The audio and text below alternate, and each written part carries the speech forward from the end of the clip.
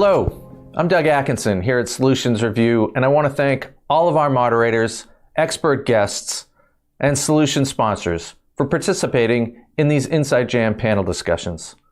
This has been a big year of changes with the launch of the all-new, always-on InsideJam.com community site. For the past 4 years, everyone here at Solutions Review has been leaning in to build the Inside Jam into a celebration of enterprise technology, with best practices, expert analysis, and solution showcases.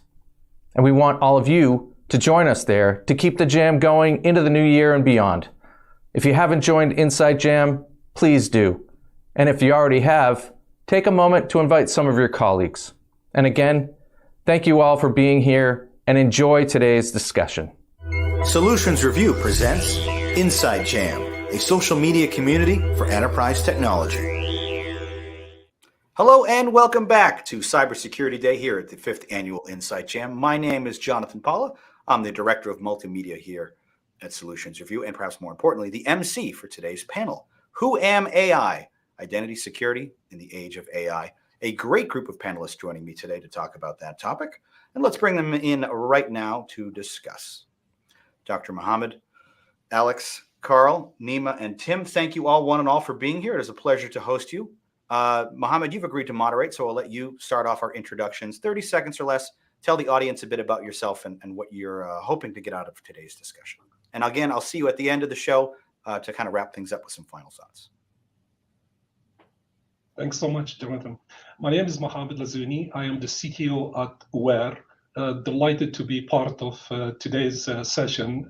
We have really a treat for you, a panel of experts that will guide us through a crucial conversation at this point in time around the topic of identity security in the age of AI.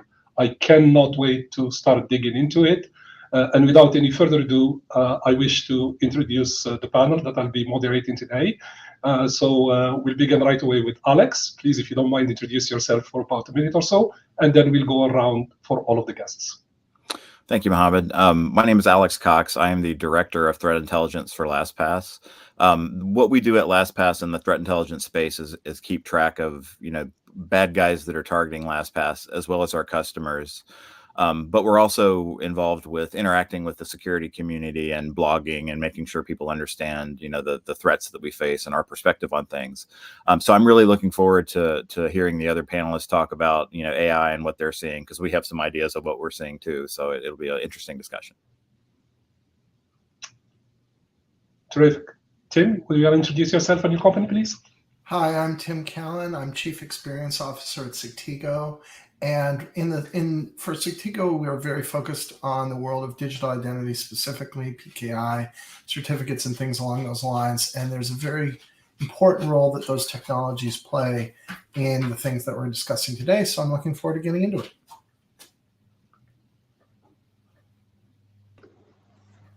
Terrific. Carl, would you want to go next, please? Yeah, sure. Hey, good afternoon. Carl Froggatt, CIO of Deep Instinct. Deep Instinct is a company using deep learning, which is a form of AI, to uniquely combat known and unknown cyber threats. So obviously the foundational core of the company is AI. So I'm looking really forward to discussing with the panel here. In my previous career, I was at Citibank for 27 years, where I ran global infrastructure defense, which actually included user behavioral analytics and PKI. So all kind of comes together, and looking forward to a good discussion this afternoon. Terrific. And finally, Nima. Thank you. So Nima Bayati, I lead Lenovo's security business unit. Most people are familiar with Lenovo from a device standpoint. But we do have a number of areas that are fast-growing solutions and services businesses at Lenovo, and one of those is cybersecurity. So my team is responsible for the solutions that we deliver to enterprises, as well as overseeing our Cyber Innovation Center. Thanks so much, Nima. Why don't we just dive right into it? Perhaps one of the things I'd like to start with is I love the creative title that was chosen for this session, I must say. What does the title mean to you as you understand it? Because you need to help us a little bit understand and unpack the context of the question, and what does it conjure up in your mind when you hear who I am in terms of AI and identity security in the age of AI?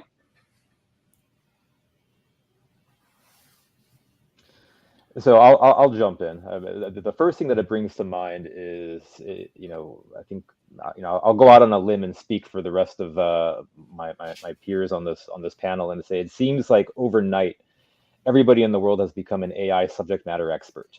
So when I look at who am AI, I take it back to really that fundamental question of what the heck is AI, right? And how does it apply to security? And I think, for those of us who work in the security space and have been around the block a couple times from a technology standpoint, AI isn't entirely new. I think what's new and has definitely the ability to have some earth-shattering ramifications is general AI. And as it pertains to identity, I mean, we're already starting to see, I'm sure many of us have, the famous Elon Musk deep fake video, or the Tom Cruise deep fake video, or a number of these videos that demonstrate just the power in terms of general AI as it pertains to identity. So that's where my mind goes to when I see a heading like that. Fantastic. How about you, Alex? Would you have an opinion about this? Yeah, I mean, so what I think about is when we think about identity and your activity on the internet and the way that both consumers do kind of their day-to-day stuff as well as businesses doing their work, it's all about this idea of identity, and that is typically related to a human being. But one of the things that we've seen with LLMs recently specifically is that they're pretty good at imitating a human being. And I think that brings a lot of new questions into how do I verify this person is the person I think it is and not an AI or a deep fake or what have you. So I think it adds some really interesting perspective into the problem. Really appreciate the insight. Mohammed, it's sure. I think from our perspective, right? So Deep Instinct is using deep learning to combat cyber threats. And one thing that we have been talking about and was just mentioned, right? First, the explosion this year, right?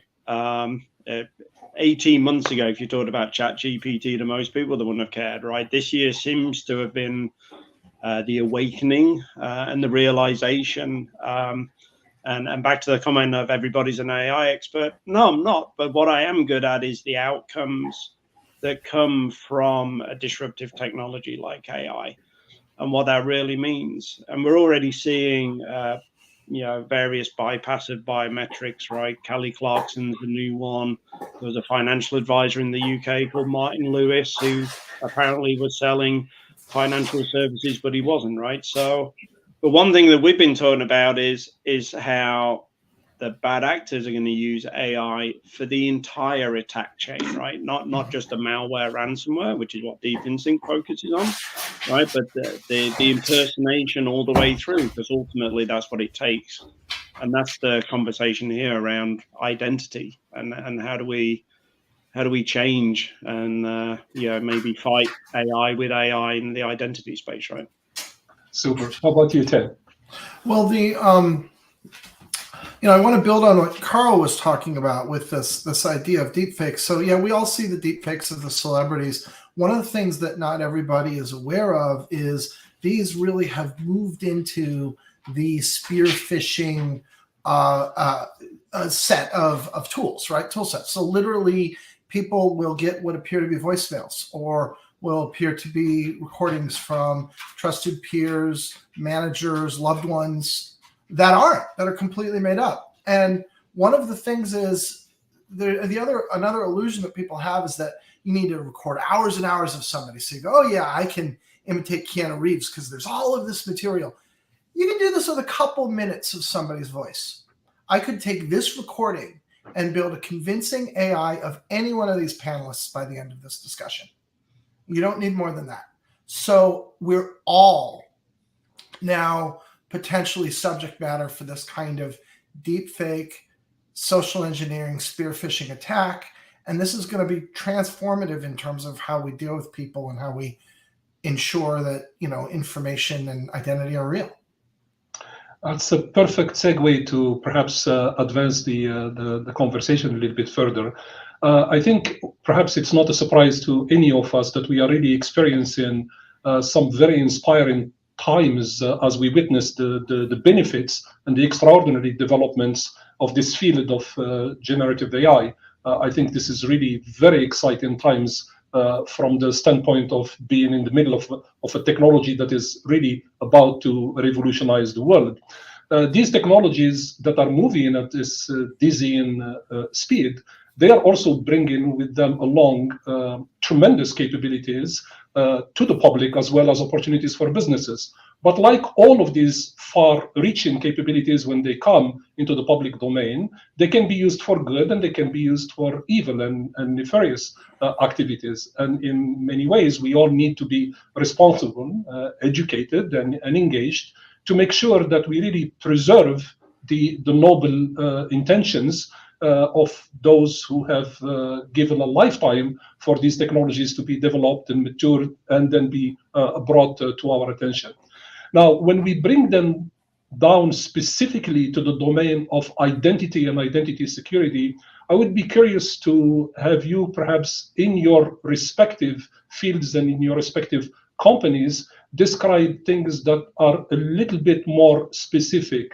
Have you seen some of these attack vectors into your practice, into your own domain? And if so, in any form that could be qualitative or quantitative, and to the extent that you can speak and share about some of these into this domain, would really love to hear your opinion and your perspective as a first-hand witness of these accounts that you might have seen.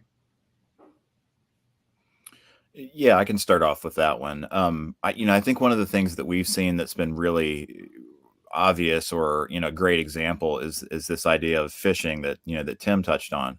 If historically you look at phishing and how most people detect phishing, it's because most of the bad guys that do phishing attacks, English isn't their first language. So a lot of the ways that these phishing emails are composed, a native English speaker can go, something's not right there, let me report this. Now, with the LLMs, ChatGPT, et cetera, the ability to craft a very convincing email, message with very good English that, is indistinguishable from a native speaker, is something that we're seeing actively done, right? So these phishing emails are getting much more convincing. And the ability for the bad guys to kind of do that, in a way that makes it much more likely for somebody to click on a phishing email, I think is a pretty great example. And it's something that we're seeing, right now for sure. Wow. I think if I could just jump in there, just building off what Alex said, right? What we're seeing is exactly that, Alex, but it's with nuances of the person, right? So I think we've all received the phishing emails with spelling mistakes and domains and whatever. So, they're realistic, number one. They're very sophisticated, but the more challenging thing is the generative AI can just keep creating new ones every single time. I'm obviously not American, right? So it can have my nuances and my accent and the words I would necessarily use, right? Coming from the north of England, I'm pretty sure there's some that you don't know, right? So this is the convincing part. And this is where we see it being part of just the entire attack chain. Not just using AI to create new malware, ransomware, and do whatever they want to do, but the whole attack chain from start to end. Yeah, that's a great point. Being able to specify the dialect that I want to use for a particular region I'm targeting. That's a great example. Yep. And it's very sophisticated and like you say, very, very hard, if not impossible, to be honest, to distinguish from somebody natively trying to craft something. But the velocity that these things can come out as well, right? Yeah, another thing, like we talk about how these tools can be used for good or bad, and often it's the same thing. AI, there are AI solutions today that you can use for things like switching up your paid search accounts so that you're not presenting the exact same content to the same consumer over and over again. It will literally rewrite your headlines or rewrite your copy on the fly. That's a good use of that, but you can imagine that being applied equally well to an automated script kiddie style attack so that I don't get the same spammed phishing email that I got last week. I get something that's different and perhaps might fool me. And so, we should expect, just as kind of the baseline, that everything that we invent to help our above board business operations, you can decide if you think paid search is above board, but it's legal, will also apply to the other side, the darker side of it as well. And whatever we invent, we got to ask ourselves, how does this get weaponized? And how about you, Nima? So I think there was a word that Carl used that I really liked, which was velocity. And I think that the velocity piece is something that we haven't seen yet from an attacker standpoint. And I think once you start thinking through, if you look at the trend around velocity, generally speaking, I'll go out on a limb and say from a defender standpoint, we've had more velocity. When you start getting into a place of general artificial intelligence, and when you start getting to a place of having the attackers having that same level of velocity, imagine models, and I'll use the example that was just used. Imagine models that can self-learn what type of language is effective. Imagine models that can self-learn what type of subject matter, what type of context, what kind of spelling, what kind of grammatical structure is effective in getting people to click on something that they shouldn't click on. These are things that I don't think we've seen yet at scale. And once that starts to happen, I think the conversation becomes very, very different. That's so true, I think, and very sobering as well. Perhaps this is a good segue to take it now from the domain of the problem statement to start perhaps reflecting together in this conversation about some of the approaches and some of the possible solutions. So we'll assume, for the benefit of defining the problem and then starting to engage into conversations about the solutions, that the seriousness of the threat is established, ranging from things like voice cloning to scale to all of these adaptive attack vectors and presentation attacks that can really make it very difficult to detect and to work with them. So the first part that perhaps we should probe is at a quantitative level. We'll have plenty of opportunity to deep dive inside more detailed forms of solutions, but at a quantitative level and a very high level for our audiences, let's just start with the sort of almost yes/no question. Can we contain these threats?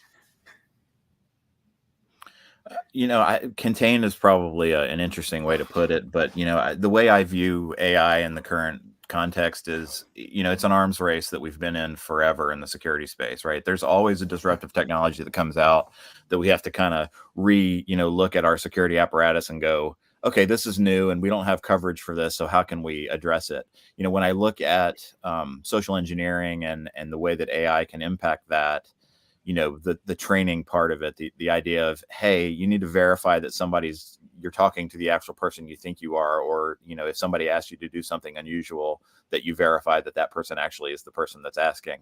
Those things where those soft skills that are not so technical, I think will become more important as these AI systems are better able to imitate human beings. And if you talk to people that have been in the red teaming and penetration testing space for some time, social engineering is the way they do it. I mean, that the technical means are not as important as the social engineering these days, and that's something that that the AI systems are going to make even harder to work with. So it's an arms race. What's that? And I think the trouble is, I know I was thinking of this bit, prior to joining.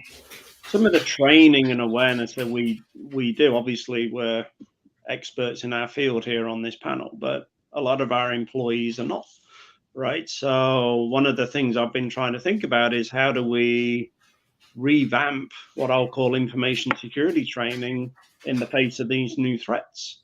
Because some of the, I've been through many kind of trainings over the years. They're not going to work in this new era and this new sophistication with this new velocity, right? The whole kind of don't click on an email if you're not sure. Well, we just kind of said that the sophistication and the velocity kind of takes that away. So I really don't know how to kind of revamp that, but maybe it comes to a point that some vectors like email, like voice, like texting or what, just become untrustworthy from an identity and a verification perspective to try and reduce the risk, right? Because you got to keep it simple for people who are not experts like ourselves.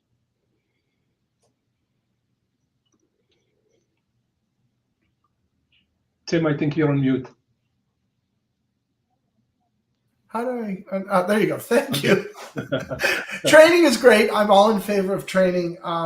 Training is dubiously effective, and it always has been, and we all know it. So to the degree that we can take it out of the human decision making, that's preferable, right? You know, people, you train them not to click on emails, phishing emails, and then they get phishing texts, right? And even though it's the exact same thing, but it's a text, they still click on it because they haven't been trained for that.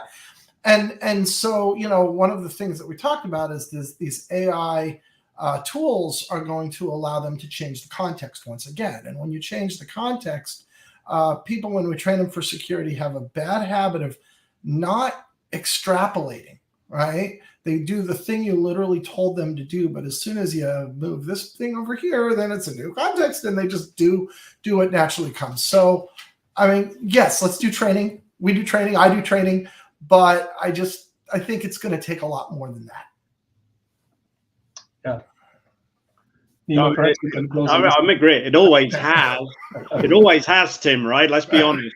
Absolutely. What I'm saying is, like, yeah, the things that we've been training people on for the last 10, 20 years, right? It goes out of the window as the velocity and the sophistication that AI, it just doesn't work anymore. And that's where I was kind of going with. The whole thing is moving faster, right? That's the other thing. So, but that's where I'm kind of going of email and text and maybe even voice, because voice is easy to fake now. And we have many examples publicly. And I think the last big breach that we probably all read about was social engineering, right? Does that just become a point where it's like, hey, don't care, never respond to an email, you know, like what, because we just can't do enough. But that's so hard. How are you going to get thousands and thousands of people to understand that they cannot obey a voicemail from their boss? Yep. And what about when their boss leaves them a voicemail and they don't obey and someone gets fired? No, but that's what I'm saying, right? There's a whole kind of shift this here. Is hard. And remember, the boss is in this kind of kind of thing as well, right? Like, this is what I mean about some channels are maybe now just not suitable for some purposes. Especially when I think of generative AI, and obviously I'm coming from the cyber side with Deep Instinct, but I see what they do with malware and ransomware, and the sophistication and the uniqueness. So I used to live in back in my old career, right, of patterns, and you'd know things, and then we did signatures to machine learning and whatever. Now everything is net new. It's never been seen before. It's unique. They're applying AI and they're making it unique every single time. Right. So I don't have patterns anymore. And this would want to come back to the training element of, how do you educate a big population of people who are not necessarily, the same kind of experts that we have here on this panel? It's a challenge. I don't know what the answer is. Yeah, I mean, so I think Tim made a really good point in that, the soft skills are dubious at best. And I think in the face of a threat like this, the technical skills and the technical protections that you have become more important. An example I'll use, because I think it's really funny, is my CISO calls "Bring Your Own Device, Bring Your Own Demise," because he basically is like, if we don't have the proper controls on these devices, you know, the ability for us to protect the company is difficult. So, you know, when you think about that text example, where if I get a text on my personal phone from my CEO and I click on it, you know, maybe if I had a corporate phone that had all of that disabled, I wouldn't as easily be able to click on something. So just kind of reevaluating your technical controls to kind of understand the threat landscape, I think is a really important part of this too. Yeah, I don't think any of these. I mean, I think I'm going to say this because I don't think there's a good answer. I don't think training is the silver bullet. I don't even think saying, hey, no BYOD is the silver bullet, because we all know when you say no BYOD, human nature is, it's like telling a child don't do X. They're going to figure out how to do X through some other means. So I think the approach of, you know, become a hermit, don't use anything, that's also out the window. I think frankly,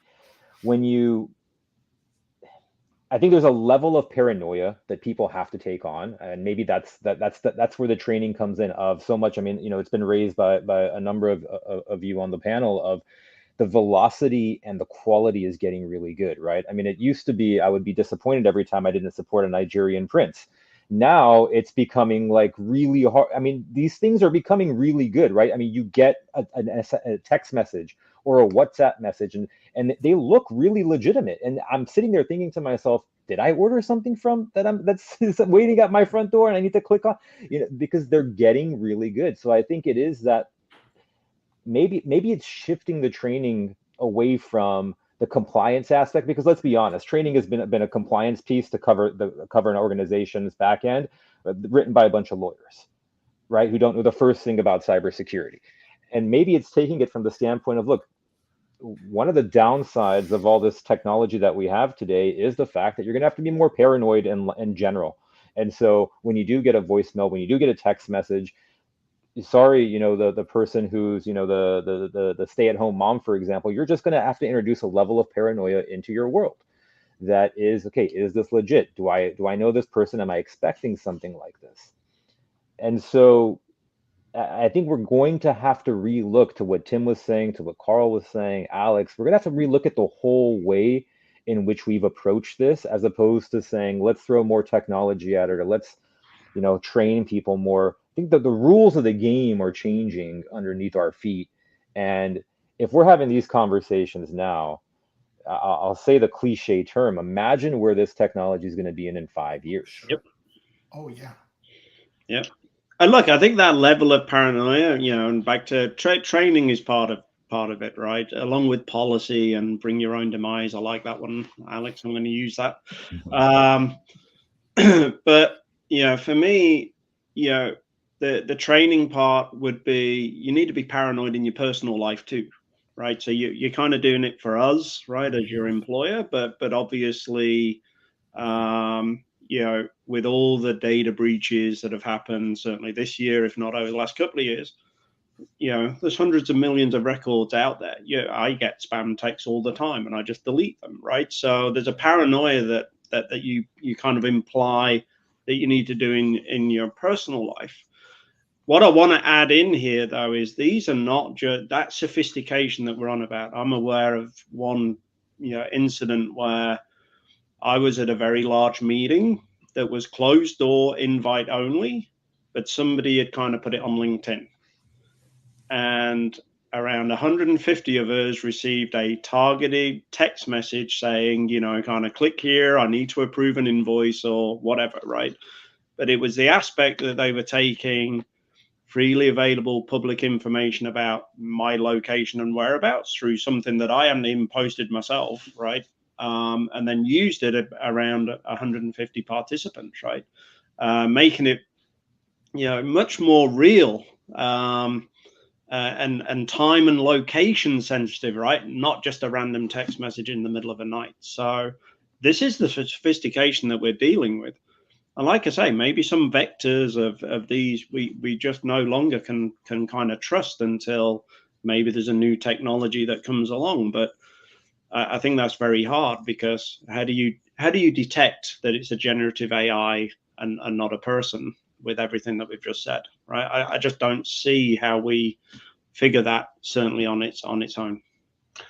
As security professionals, I'd like to key on really a critical notion and idea that Nima put forward, which is what we have to do on our side. This burden of responsibility of adopting and always try to be one step ahead, and all of these things that are required by virtue of the burden of our profession. So what I wish us to explore next is really the other side of our jobs, which is the side of managing expectations. The public, businesses, regulators are all stakeholders with very high expectations to keep identity and generative AI safe. Are these expectations reasonable? Is the efficacy of the solution going to deliver at the pace and the requirements of those expectations? Is there a role of former tools and approaches and policies that we have used, such as, for example, transparency? All of these things are very, very critical questions to explore, because we do, in fact, have on occasions to interpret the complexity of the world for our respective stakeholders, and those expectations can be extraordinarily demanding. Would really be curious to hear your insights on this particular question.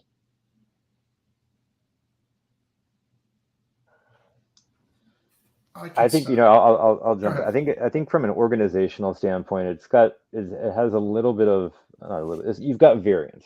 I think those organizations that are a little bit more mature, that have technologists or at least representation at the board level from a security standpoint, and or are having regular communication with their security teams at the C level, have more of an understanding of what is realistic, and have more of an understanding of there is no silver bullet, nothing is 100%, and really changing it from the standpoint of don't get attacked to, are we operating within our risk tolerance? Do we have a sound, risk management plan that's built around our business and our corporate strategy, and are we operating within the boundaries of that?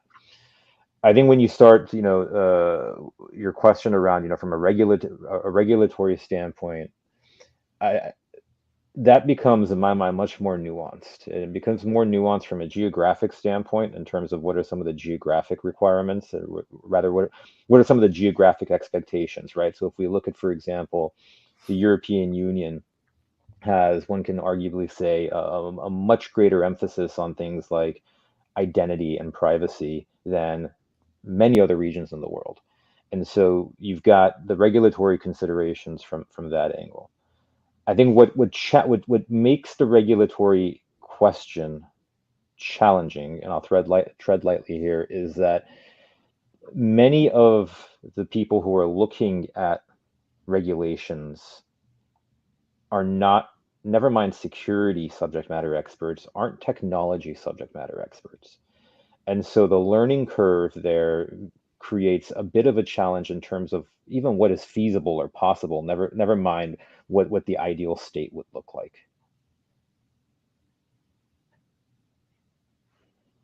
Yeah, the thing I'll add to Nima, one of the points that he made about, sort of understanding your technology space. One of the things that we harp on at LastPass pretty specifically when we're talking about deploying a new technology or examining things is the threat model, right? What's the threat model?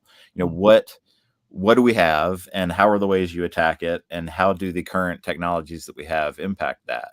Once you've got that figured out to a pretty good level of detail, new technologies are usually pretty easy to kind of fit into that. So, if I have phishing controls that are pretty valuable and work pretty well, but they rely on, say, analysis of English language, maybe that's something I need to change, right? And if I understand both the threat environment and my ability to address those threats, that question's a little bit easier to answer. And I think when you talk about board level discussions or regulatory discussions, having that level of understanding of your environment is critical. So, that's the threat model thing, I think, is huge here. Yeah, I wholeheartedly agree, Alex. And that, to be honest, in my head, as I say, I think there's maybe some channels that just become, untrustworthy, right? That we used to use, right? And certainly, on more of the threat from a malware ransomware perspective, we're already seeing IDC this year came out and said people need a prevention first, not a detect and respond, right? The challenge I think we have here as a panel talking about this subject is we realize what the capabilities that are here today and are going to certainly increase in sophistication and velocity. I don't think we're clear, and maybe this is a question, right, of how do we use AI to combat the AI, right? How do we use, right? I've personally not seen too much in the market specific around identity and beyond what I would consider some of the things that we were doing a couple of years. I haven't seen a big evolutionary kind of leap of applying AI necessarily in identity or prevention of identity theft, right? Yeah, and one of the things. I'd like actually to comment on this particular point that you raised, Carl. I happen to be in the field of biometrics, and the general call it domain in which we operate is in fact the application of AI to build biometric models. And in our industry, we have been from very early on exposed to all forms of presentation attacks. And they pertain to just about the three most popular modalities of biometrics, fingerprint, face, as well as voice. And we have seen them evolve over time from the form of bona fide attacks that are based on very low tech to the sophisticated attacks at scale that are now growing by leveraging all kinds of these technologies. So the cat and mouse game for us in the field of biometrics is to have a rather resilient process, to have a number of countermeasures to deal with all of these presentation attacks and spoofing models. And what we found to be very useful, both from the standpoint of the efficacy of the solutions, as well as economically to get us to provide our customers with a model that we can afford and a model that they can afford, is the application of the component of deep learning within AI to be able to respond quickly and adapt very quickly. To an earlier point made in one of the segments of our conversations, yes, it could be a narrow spectrum solution. That is obviously by default one of the limitations of training data sets. You don't have the universe to train on, you have limited data sets to train on. On the other hand, what is quite striking is that our response time has been highly effective. So we might see a new presentation attack show up into some place in ways that we had not seen before. We can very quickly model what that presentation attack is and then respond to it. One of the other components and benefits of these abilities to have deep learning models help us build these countermeasures is also the application to the world of synthetic data. We can really model the attack vectors more or less effectively and economically in ways that allow us to do the best that we can possibly do. I am in no way, form, shape representing this as being the silver bullet. It's not. It's very hard work, and it requires constant updating and vigilance in making sure that we are always one step ahead and do what we can. And it takes that burden, but nonetheless, it hasn't been a losing battle yet. So it's something that has been beneficial in the way we are helping at least our customers in the marketplace with some of these approaches. Would that be something that resonates with you in your practices and in your domains? Yeah, well, definitely for me, obviously, we're built on deep learning. So I think that definitely is an evolution, certainly in the threat landscape that I'm in, right? There are some characteristics of deep learning going back to, I think, what Alex was saying about the EU and Nima, sorry, about the EU and privacy. Deep learning is very kind of good at that, right? Certainly from our perspective. So, and its advocacy rate. So look, I've been doing cyber for almost 30 years. There's no silver bullet, right? There's multiple layers here, right? Certainly defense in depth, I think still rings to be true. And I think it goes back to what Alex was saying about threat modeling, right? You've got to do that end to end as well. And then, apply, with somebody mentioned risk tolerance, that could have been you as well, Alex, right? Apply the right solutions, because there will be more than one, right? But across different kind of integration or touch points, right? That's I don't see that changing anytime soon, right? And I think this, I almost feel like we're a little bit on the back foot, right? So again, I come from more of a threat, ransomware, malware, infrastructure defense, right? It was always we get a little bit ahead and we have a little breather, and then it's like, oh man, and then right. And I kind of feel we're acknowledging this shift.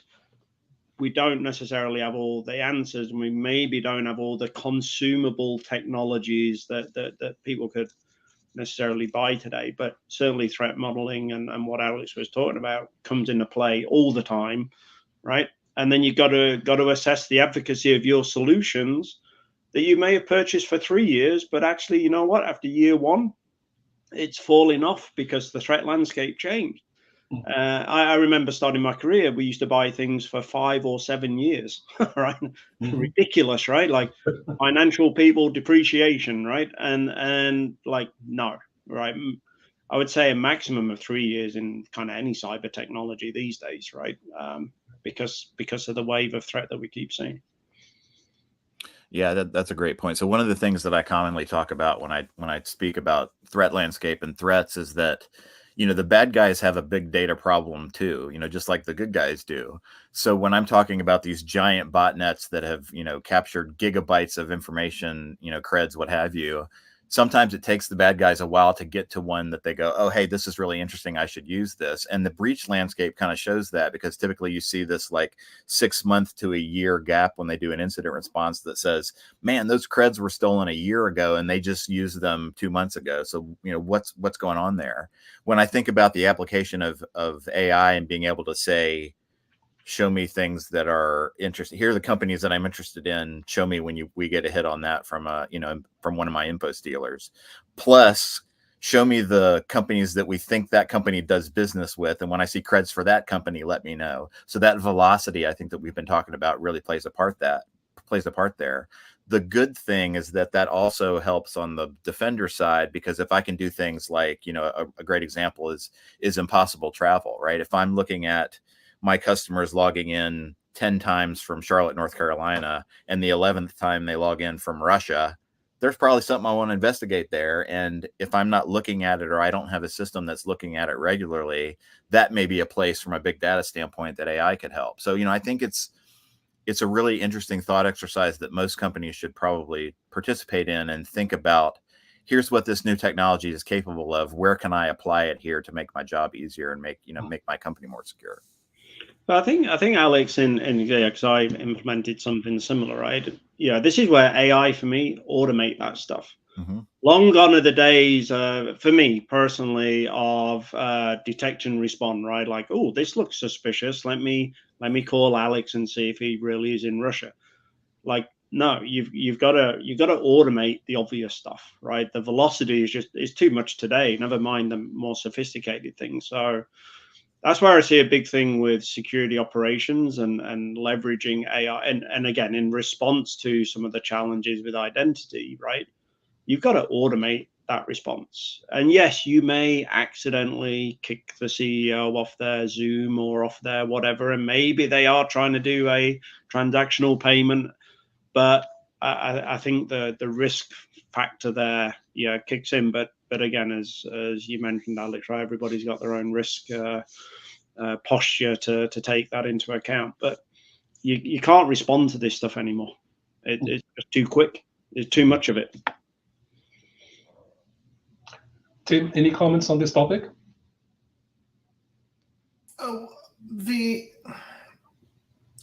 I think asking ourselves how we use AI to combat AI is great. Let's also not put blinders on about this. And so I'll give you a really easy example. If we go back to our earlier discussion about, this whole spear phishing and how it's changing, there are very well established, undefeated mechanisms for determining the real identity of a digital actor. It's mathematically proven. It's just that simple. And we could be applying these things in new contexts. And we do this all the time, right? When you connect to a server, it's a mathematically proven process to ensure that you're really connecting to the right server. You could turn around and you could apply this in a different environment and in a different use case. And there just hasn't been a motivation for industry to do that yet. It hasn't been economically worthwhile.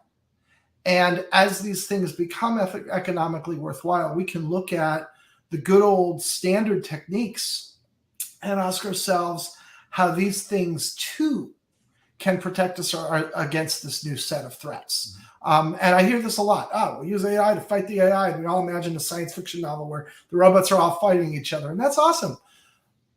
But there's tried and true techniques and technologies and processes that have worked for decades and haven't been defeated. And let's not lose sight of those. Yeah, fantastic comment. Perhaps it's a perfect segue to start bringing this home. And usually at the end of panels, we all do the unthinkable, which is to try to predict the future. Not very wise, but we will attempt with all kinds of disclaimers to just say, let's tiptoe into it without really predicting the future.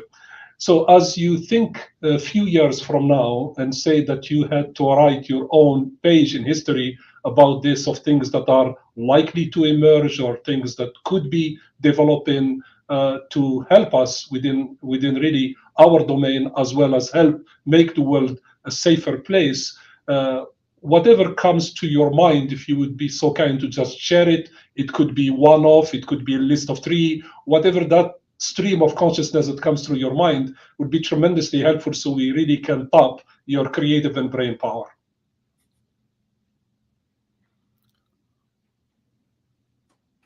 Yeah, so I think what I'd add here, so I have 2 perspectives on this. The first one is, second verse, same as the first. Like it's like any other disruptive technology, and it's an arms race, right? We'll see a bunch of success on the attacker side initially, and then we'll see the defenders sort of catch up, and then the next big thing will come along, and it'll repeat itself. The other side is a little bit more pie in the sky, and that's this idea of AGI, right? If somebody develops a real AGI, all bets are off, right? That's the singularity, as they say, and we don't know what's going to happen. So, I think there's really kind of 2 viewpoints. If we don't reach AGI in the next 5 years, then it's going to be just a second verse, same as the first. If we do reach AGI, who knows? Hard to say. Well said.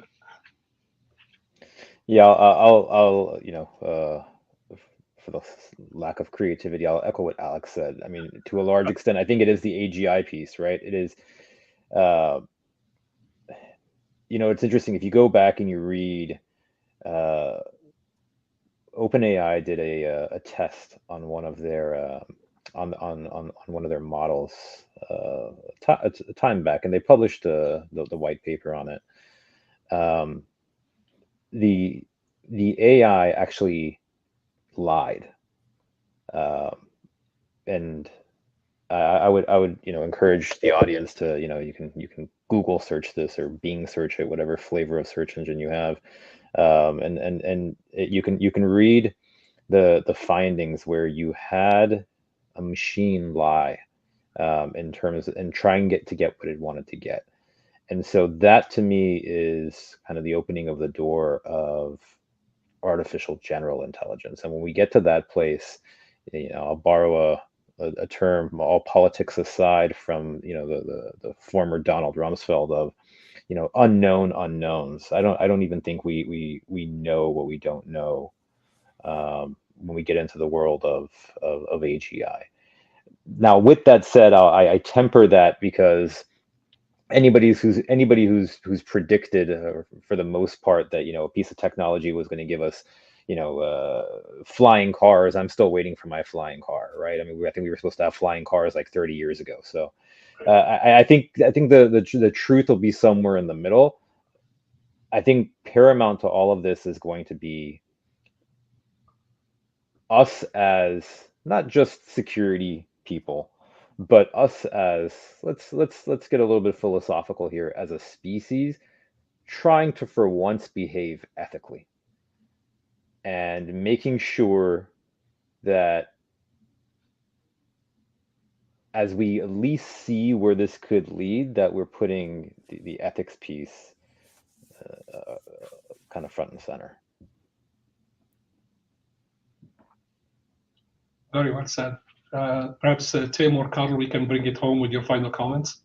Yeah, I would just, unfortunately, bad actors don't have a lot of ethics, right? That's what the issue is, right? I want to just riff off what Tim said a moment ago, actually, which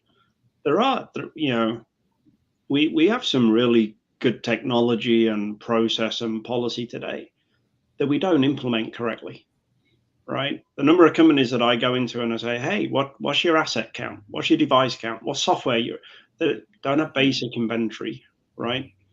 That makes it really challenging in any place, right? And then I'm thinking, and I kind of said email, voice, right? But then there's things like DMARC, right, that are not implemented everywhere. So it's an interesting point that Tim made about taking what we know can work. But again, this is maybe a culture shift, right? Of it used to be a detective and you would respond. It needs to be an automated prevention kind of first approach, right? We're seeing that, certainly I've never sat in front of a CISO in my current role at Deep Instinct and had them say, can you detect and tell me when when I have a ransomware, right? No, they want a prevention first, which is what we give them, right? And then they want to do the post-mortem and the analysis after the fact, but not whilst they're dealing with the outage there. I think the other thing I just want to kind of throw in here, certainly building off the panel, is the impact of quantum computing over traditional computing, and then the impact of that on AI. I see the velocity of training, some of the constraints that we may be at, and certainly the cost, right? There's a big cost. Mohammed, you're probably aware of training models and deep learning. It's expensive. So where does quantum start to play a role into this, and how does that scares me, right? Well, quantum computers also are going to change all the rules around everything. No, and we didn't even get into that. Come in like, we're all sitting here talking about AI. Now you throw that just sheer horsepower into the race as well, and like, this is why I love cyber, right? We're never one to shy away from a problem, and it's just where we are, right? So yeah. Terrific. Well, Tim, you get the last word on this. I think these gentlemen said it very well. They said it very well. Well, I wish to really express my gratitude. This has been fun. It's been terrific. It's been inspiring. I must confess that I learned a ton, and I do hope that it is the case also for our audience. Eternally grateful to you. Thanks so much. And hopefully we can do it again. Thanks so much, everyone. Thank you very much, one and all, for that great conversation. I was riveted by all of it, quite frankly. Before we wrap up, though, I want to give each of you an opportunity to do some self-promotion. So we'll start with, let's start with Carl and go counterclockwise from there. 30 seconds or less, just where you want to send the audience after this panel's over, whether that's your company website, your own personal podcast.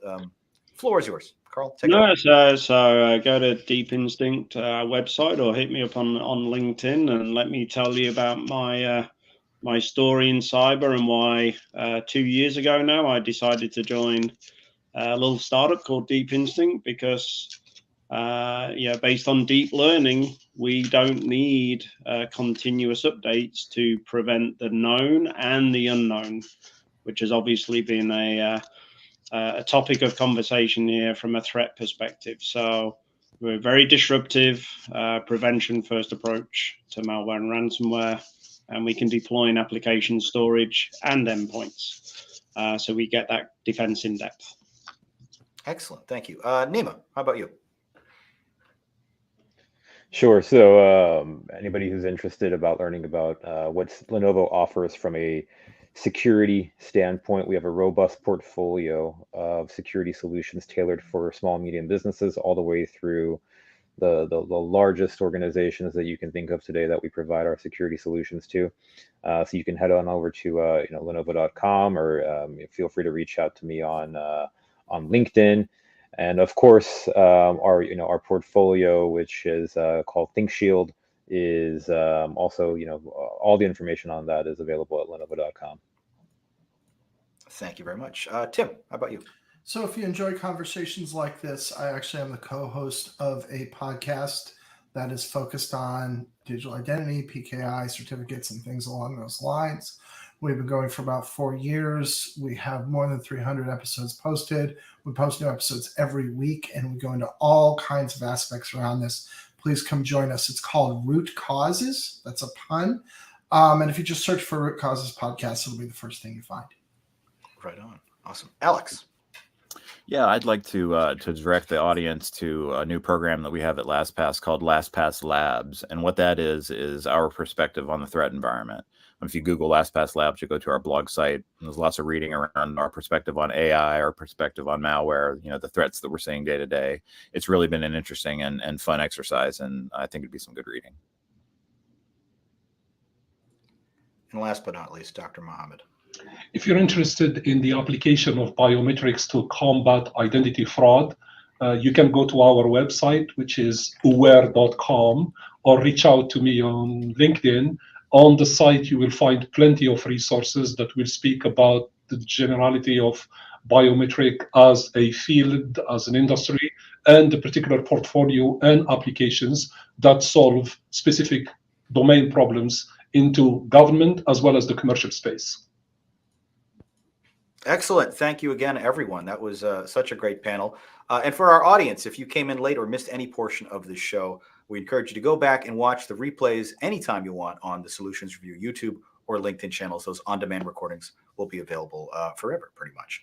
And please stay tuned to those same channels, because in just a couple minutes, we'll be starting our fourth and final panel of our InfoSec Insight Jam coverage, manipulating generative AI towards malware and other malicious behavior. You won't want to miss that discussion. But for now, that does it for this group. Thank you again for watching and listening. My name is John, and we'll see you next time.